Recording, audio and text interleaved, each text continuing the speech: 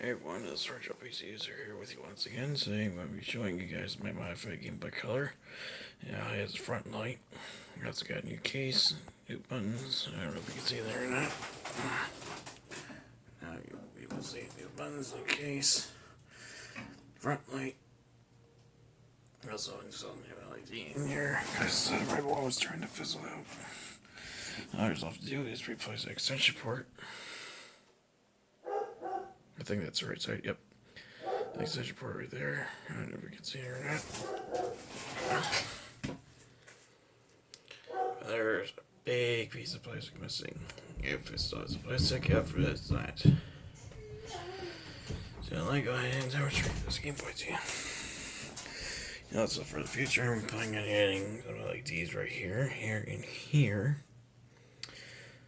So that way when I turn the Game Boy Color on, it will illuminate the LEDs for the buttons.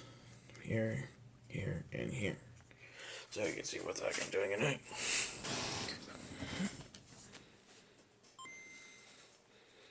I'm going to crank up the sound in here.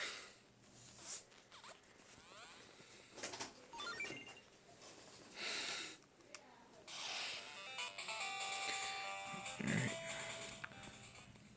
And there is the screen. Yes, I do see that there is some dust in here still. And I did my best to get it all out of there. It's pretty much at the top end of the screen at the bottom, which is a good thing.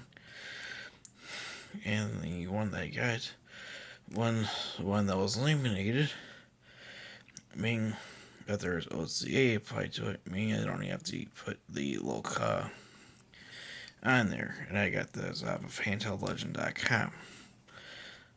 Basically all the parts from handheldlegend.com. And on the back of the case here,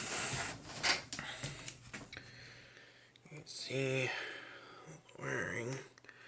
I have it set up on here. In the Handheld Legend, you have to put the positive wire on the bottom right lead.